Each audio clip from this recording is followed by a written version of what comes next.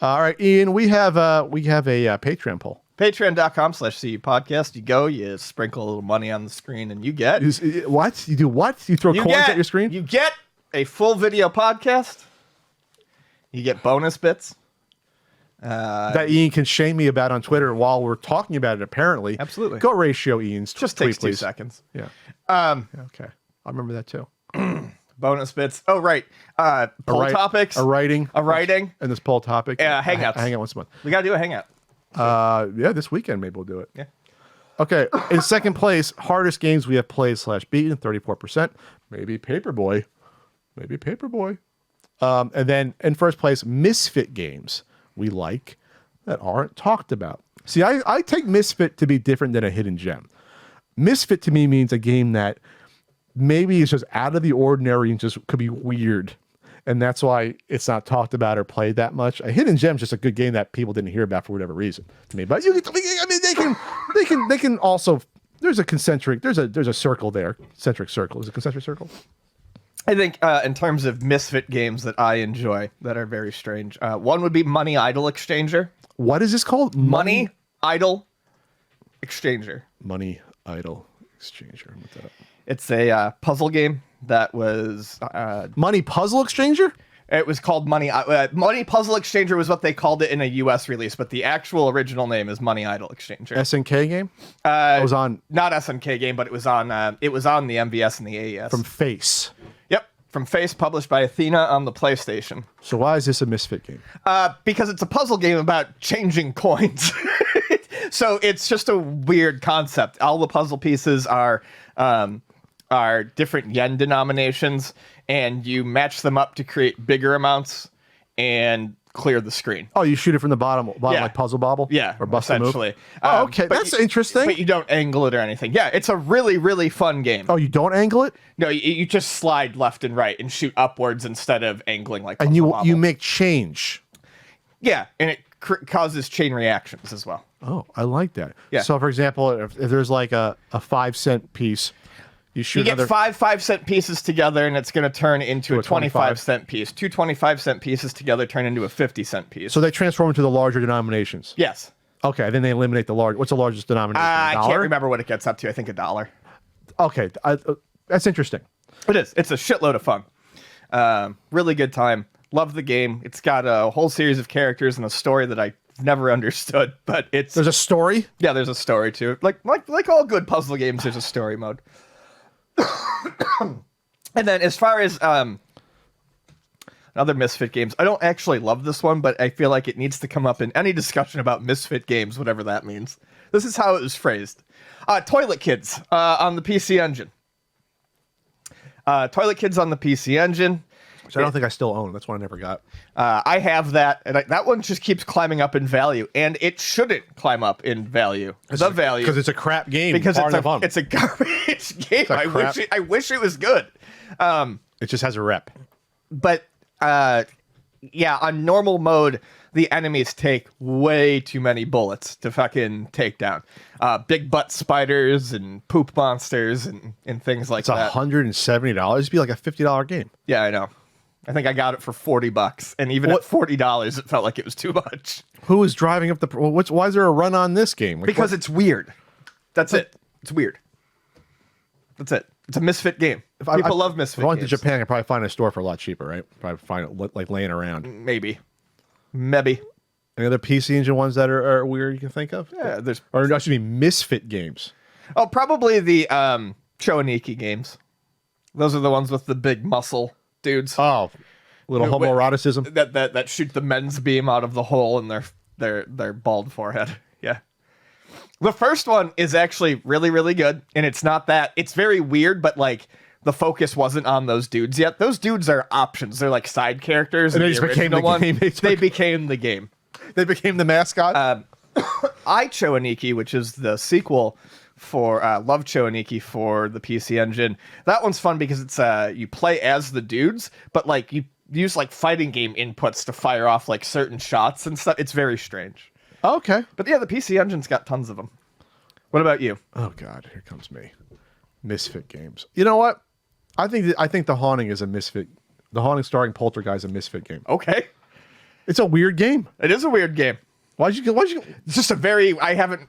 That's a like for you. That's just a weird thing to pull out of nowhere. I mean, one, it's a Genesis game. That's strange. I'm gonna ratio you. I reviewed that game in a Pat the NES Punk video. I guess you haven't seen that one, Ian. I have That's not. how I know about it. You didn't know I did that as a video? No, but that's still very strange.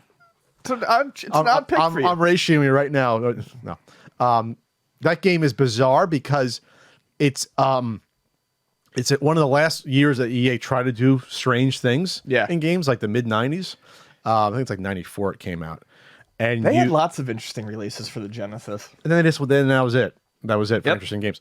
So probably because they didn't sell that way. It's an uncommon game. It could be very uncommon, Poltergeist, the Haunting. So in the Haunting, you have stages of the game. The whole point is that you want to scare people out of the house. It's almost like Beetlejuice. It's like Beetlejuice. Yeah. And then there's scare points in each house. You have to time them. You build up like spirit energy to unlock these scares. And it's a very gory game in terms of like there's blood, in terms of the scares and things like that. Yeah, it's a little weird. It's bizarre. Yeah.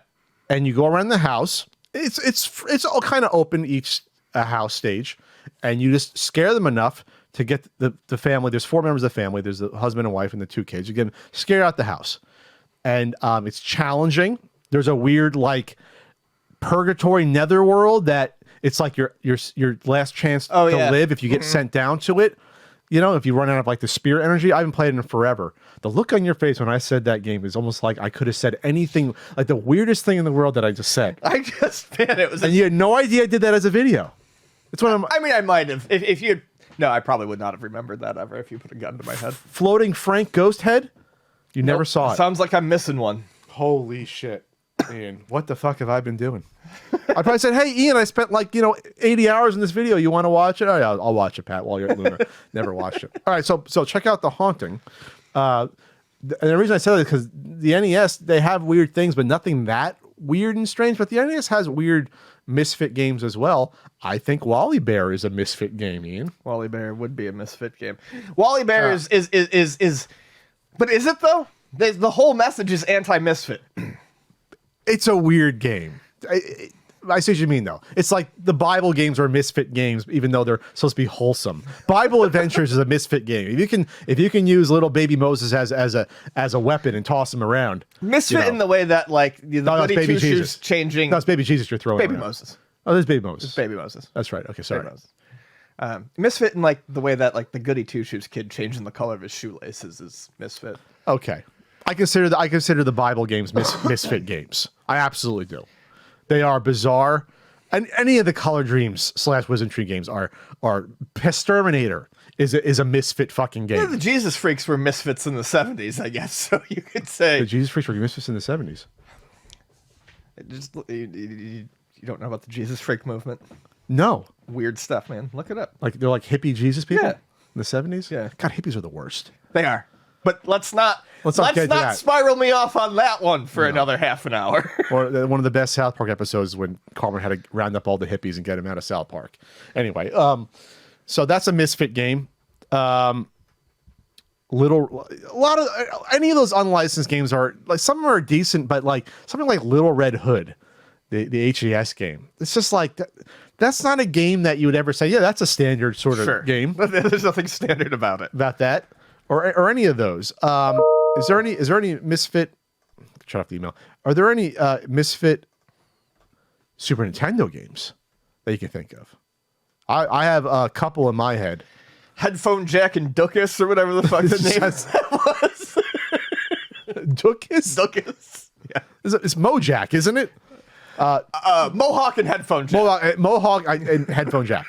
Dookus, what did you say? Dookus, yeah. Captain Novolin is a Misfit game, learning about insulin.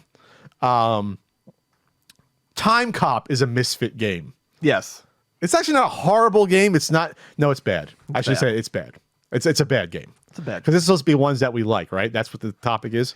Yeah. No, it's just games that we like. I like Time Cop because it's so bizarre, and there's a loop in it. Read about it in a certain Super Nintendo guidebook. It's actually one of the first games I reviewed for that. Time Cop? Yes, Time Cop. There's a looping song, at least in the first stage, where there's an audible FBI, get on it. And it's like, you're not in the FBI in Time Cop. No, you're not. You're like some weird government agency. You're not in the FBI. And it's really weird. Do you think it was just like a stock clip that they had? I don't somewhere? know. It's either in the intro screen or in the first level, but that's a Misfit game that I'm talking about. You know what's a Misfit game while we're on? Because there is sort of digitized graphics. Can we get a counter for how many times Misfit is said during this segment? Misfit. You know what? I think Mad Dog McCree is a Misfit game. Why? It's bizarre. At the time it came out, it was bizarre. There hadn't been a game done like that in forever, since like the 70s, probably on a projector. And it was always one of those weird things to just, I think it's sort of a Misfit game to be, I don't know.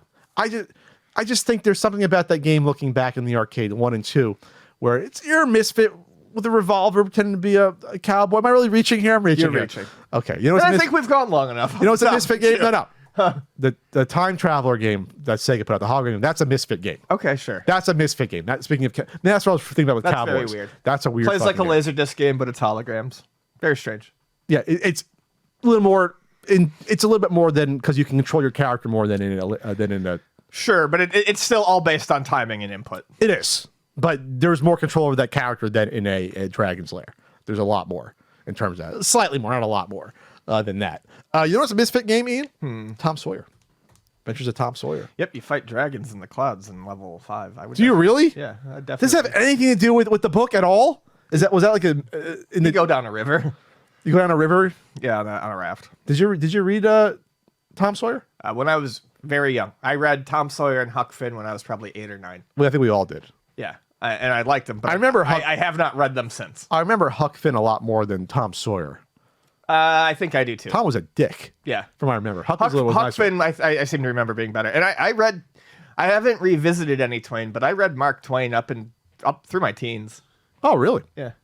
Okay. I think we need one more Misfit game, Ian. Nope. One more Misfit game. Danny Sullivan's in the Heat? No? No. Not a Misfit game? Not the Misfit game. You don't consider Adventure Island's a little bit Misfit game? A little bit. It's a little weird, Adventure Island. It's a little bit weird. It's weird in its structure, how it plays. It's very specific. I was about the themes. I would. Well, the themes are weird, but I would absolutely not call it a normal platformer game either. It's strange. The rigid timer. Yeah, eating the fruit to stay alive is kind of a weird element. Knocking the heads off of those bosses is kind of a really weird thing in those games.